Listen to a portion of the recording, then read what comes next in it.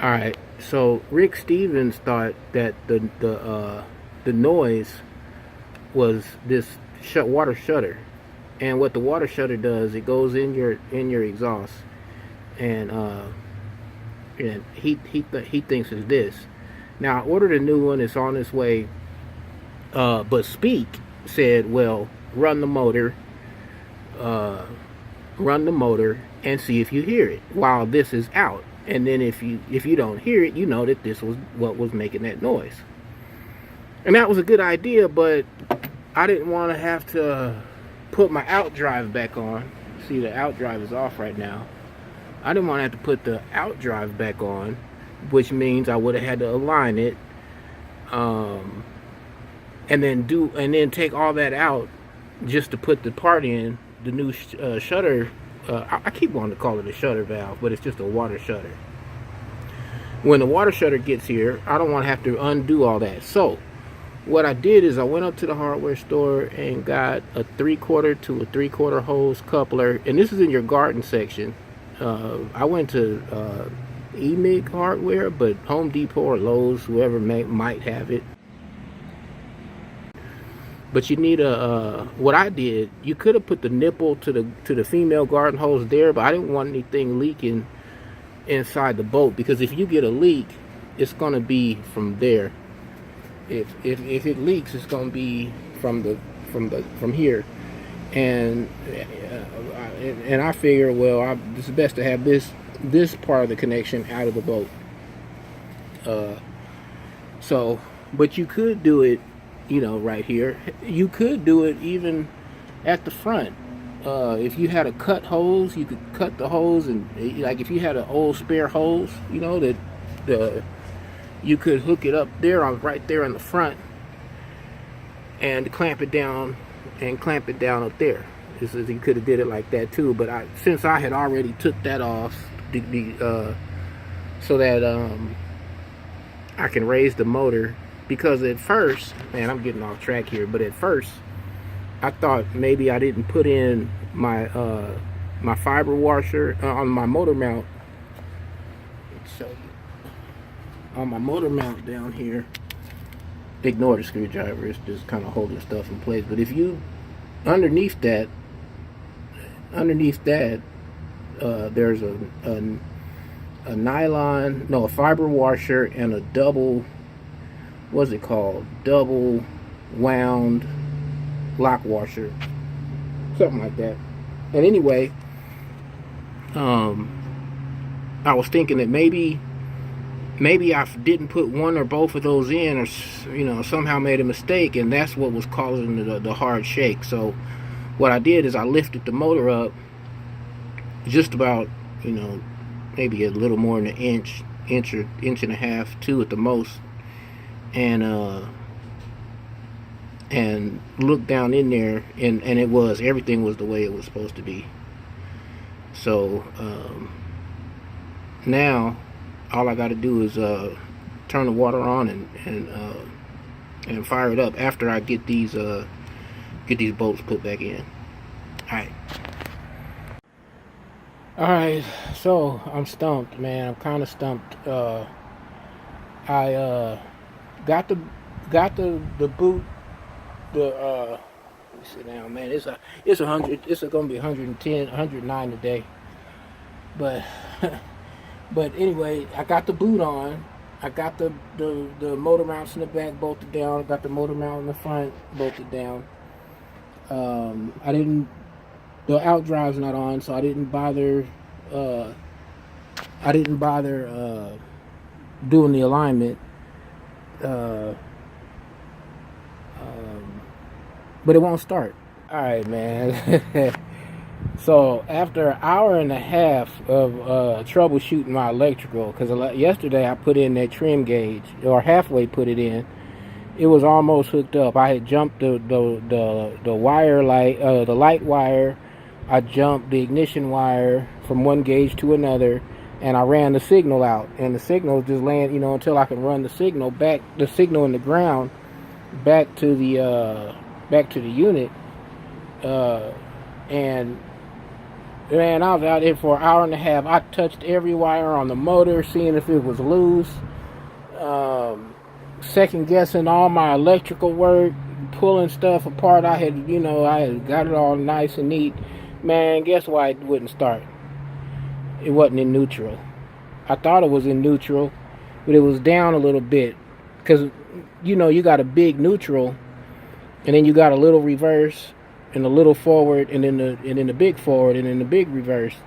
My gear shifter goes from like here all the way to here. And so it was just back a little bit far, and it must have been in reverse, because that joker would not start, man. I said, let me make sure this thing is in neutral. So I pushed it forward a little bit, man, bumped it. It started right up. So now I'm finna turn the water on, man, and get back to the business at hand and seeing if that noise is still there. So here we go. You guys will start it with me for the first time. Let me go turn the water on. All right, so here we go.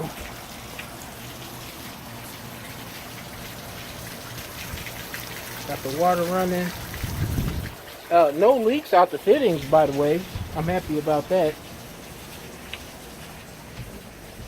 And here we go.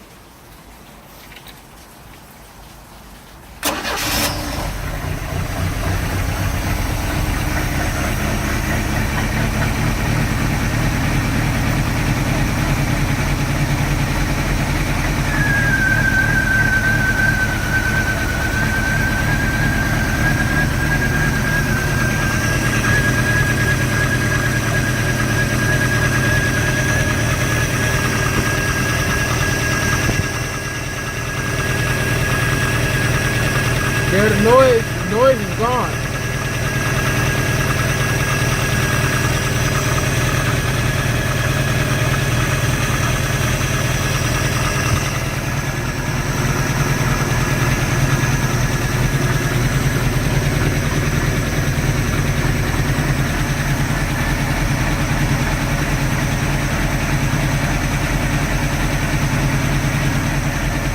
All right, so thanks to Rick, the noise is gone. Thank you so much, Rick. Rick Stevens, man, on the iBoats forums, man. Gosh, Rick done pulled my fat out the fire so many times, I can't even. Man, thank you, Rick. But that was the noise. And thank you to Speak, too, because Speak's the one that said, go on ahead and put that back together and verify that that's what it really is. And that's what it really was, because it stopped making that noise. So now what I'm dealing with is the rough idle, and I was going through my manual, and man, there's probably 20 things that it lists for a rough idle. Rick said to check my compression, so I'm gonna start with that, and then there's a few obvious things that I know. One, there's a hose that's supposed to go from here to the breather. I've been running it without that. I need to go get some carburetor cleaner so I can just run it through the, clean out the carburetor. I'm not gonna mess with any of the adjusting screws just yet until after I do the compression check. The fuel mixture and the idle screw, I'm not gonna do none of that until I do the compression check. I also, and I do need to get that carb cleaner so I could, because the car's been sitting a long time. That's one thing. Then also there's two filters. There's a filter in the carburetor and there's a filter in the fuel pump. So I need to probably change both of those. But anyway, I'm getting ready to check my compression. I labeled everything. This isn't necessarily the firing order, but it is how I took them off as far as 1, 2, 3, 4. This is obviously Merc Cruiser 140 3-liter. With an Alpha 1 outdrive. But anyway, I labeled them 1, 2, 3, 4, and I'm gonna disconnect the this middle wire because I believe you want to disconnect the ignition, which taking that wire off effectively disconnects the ignition, and then I'm gonna unhook this this gas line, because I don't think you want your gas line hooked up when you want to disable your fuel system when you're checking the compression. That might be up for debate. I don't know, but I don't know. I gotta ask Scott. Maybe I could leave it on. But yeah, that's about it. So as I do each one, I'm gonna put the compression on the tab, and then I'm gonna run up to the auto parts store, get the carb cleaner, and try to find me some part numbers for the filter that's in the carb and for the filter that is in the fuel filter. What else? I got to take care of that vacuum. I need to also I don't have the air cleaners in the garage, but it's caked around the edge of the thing is pretty much caked. So I need to get some carb cleaner and clean the air cleaner too. I think yeah, I think that's about it. So I'm gonna check the compression, and we'll see, guys. Wish me luck. Alright, so man, I did the compression check and I'm pretty happy. It's 108 today, man, and I put this up, man, because I was just out here baking. Even with the bimini up, I had to put the tarp I have over the boat. I just draped it up through there just to kind of block the sun a little bit, man, because it is so weltering out here, man. Man. But anywho, I'm happy with my numbers, man. On the first cylinder, I got 155. This is my worst one, man. On the second, I got 165. On the third, I got 170. And then on the fourth, I got 175. And you know, for a 40-year-old motor, that, you know, I'm happy, man, because I've been reading on the forums, people got like 100 compression, and just there ain't much they can do from there, man. But I was real happy that my numbers. Now, I am a little concerned with the spread from 155 to 175, but hey, I don't believe that my shake, let's put it this way, I don't believe that my shake is caused by my compression. I think the shake is caused by one of the things that I looked up in the manual. And here's a whole list of stuff. And one of the major things that pops out at me is the carburetor. The air cleaner has this on here. Well, first of all, look how clogged it is off the back. I need to run up to AutoZone or O'Reilly or somewhere and get some carb cleaner so I can clean this, so it can breathe properly. And then I'm going to spray some in the carburetor. And also, I need to get a hose that goes from here, which I believe would be a vacuum type, would be that for vacuum, which will go from here to here. And there's another little piece that goes in here, but I don't have that piece, so I'm going to try to get a hose that'll fit over this nipple, that'll fit over that, and fit over that. And then I'll get on the parts thing tonight and see if I can get the little piece that goes here. I believe there's a piece that goes from here to the hose, and then the hose to this right here. My spark plug wires should be here this week sometime, maybe Thursday or Friday. That's another reason for it, could be for the rough idle. What else, man? It's just, I'm just so relieved that my compression I think is okay.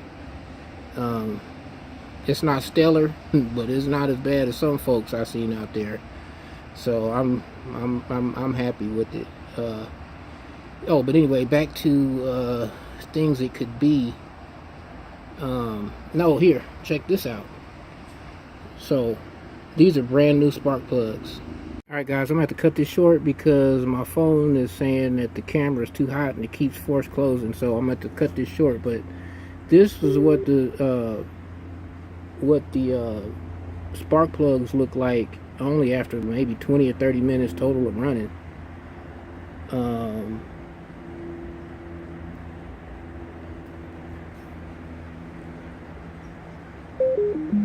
Guys, I'm gonna have to cut this short because the camera app keeps force closing because it's too hot. So I took my case off, but man, anyway, it's 108 here today. So this is what the spark plugs look like after just a few, wasn't even a half-hour total time of running maybe. And one thing is that they were gapped too. The gap was too close. This is with it at 35. Scott was saying if 35 don't work for me, bump it up to 45. But now that I can put these back in and know that they're at the right gap, because before I was using that round gapper, and this time, the first time I gapped them, I used this. The second time, today when I just gapped them after I pulled them, before I did the compression, or after I did the compression, I used the different gauge. Where'd it go?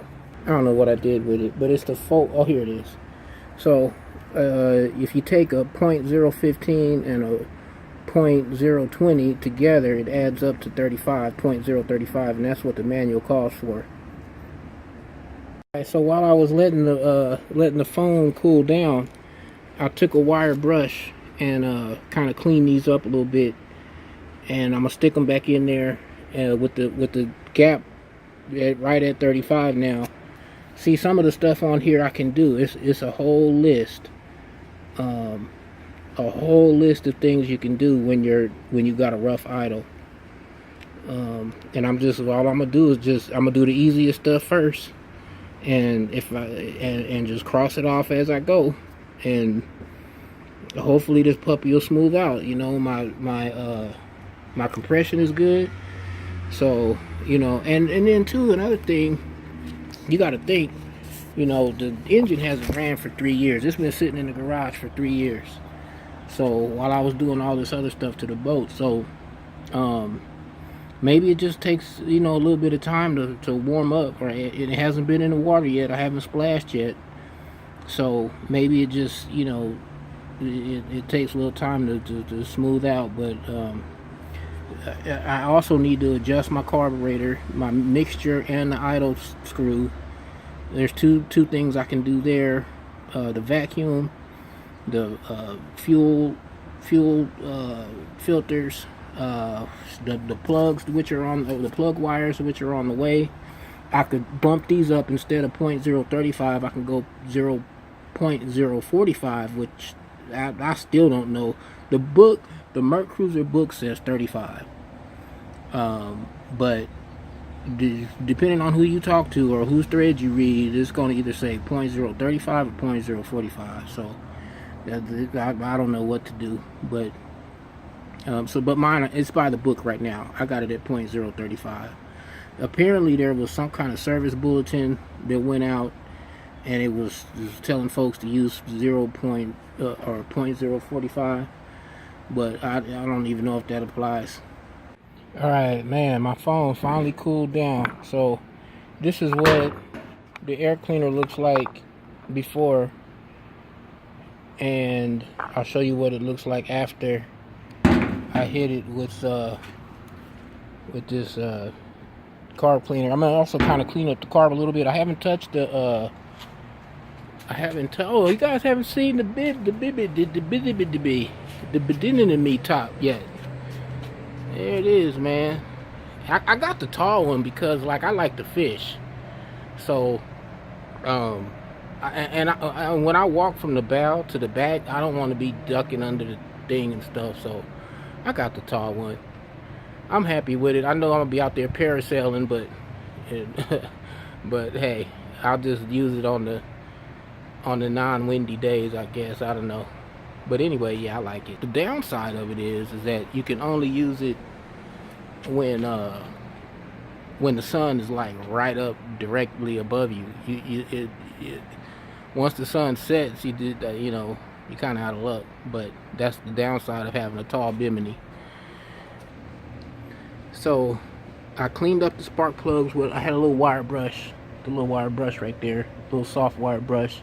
Cleaned them up, put them back in. It seemed like it ran a little bit smoother since I re-gapped it to a true 35.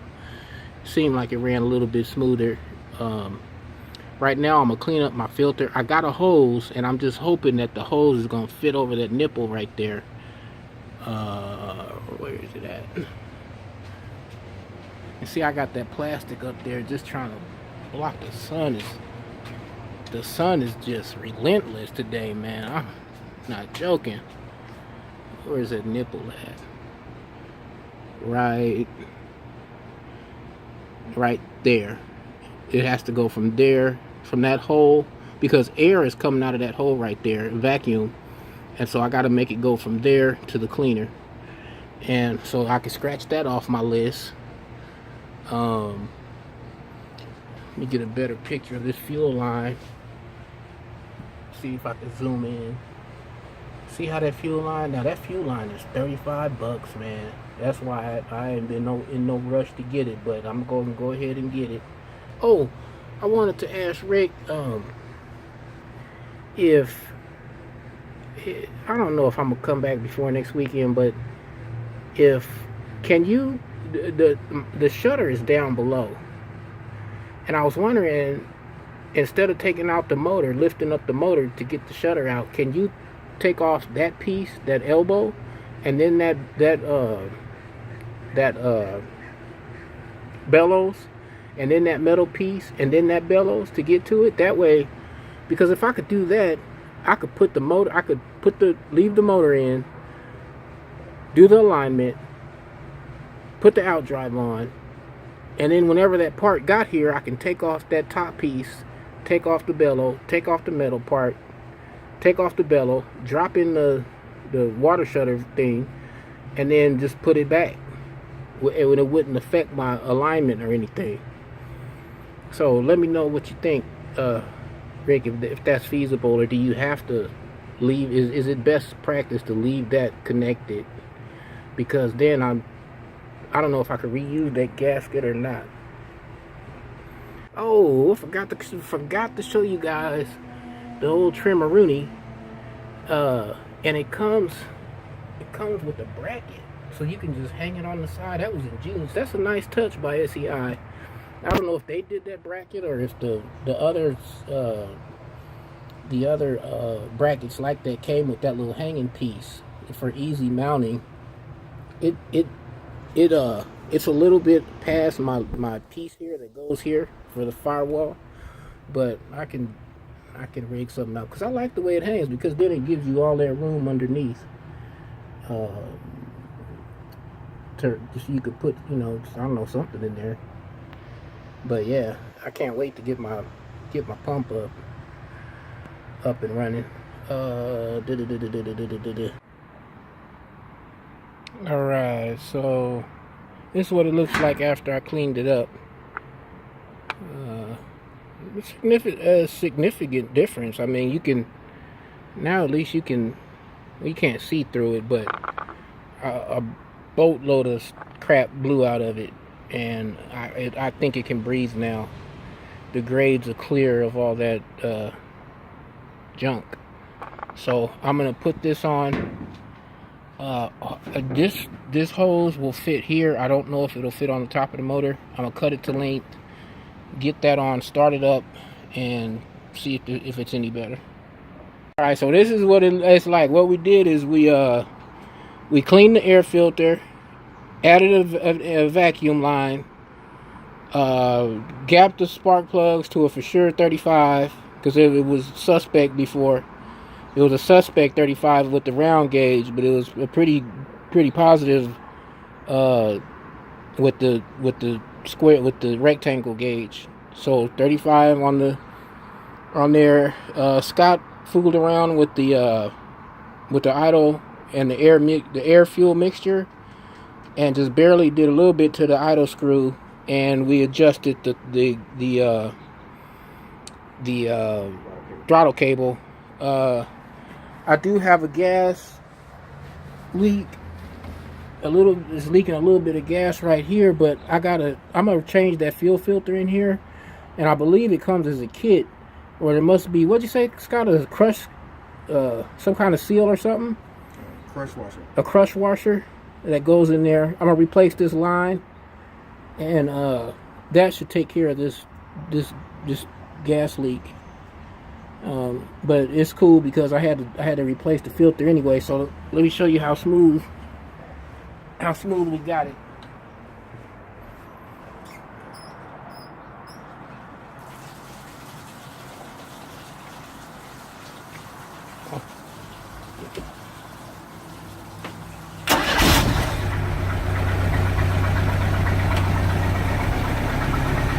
Yeah, man, that's like night and day from what it was.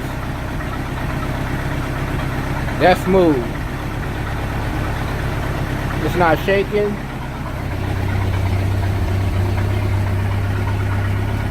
The boat isn't shaking. It don't feel like it's gonna rock off the motor mount.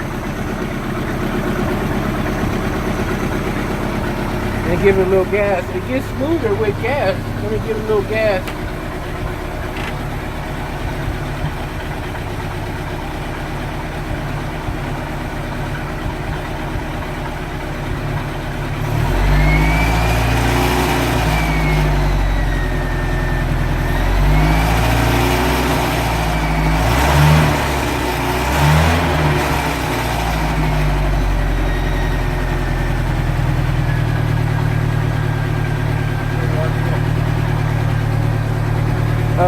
Just over,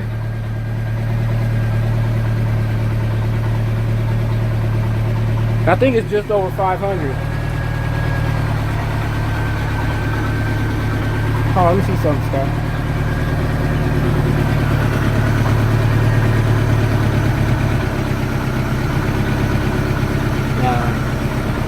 I think it's that adjustment screw, man.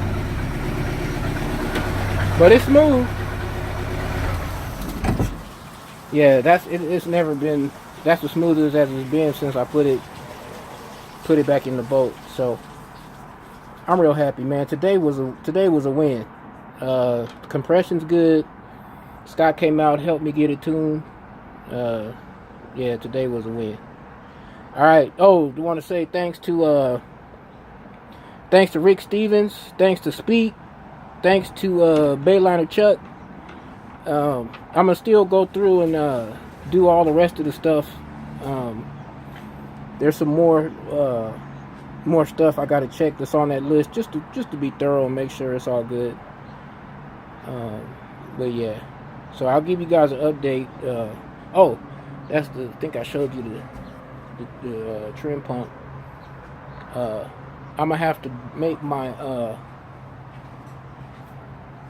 I'm gonna have to extend my firewall out a little bit because it's not gonna clear the bracket.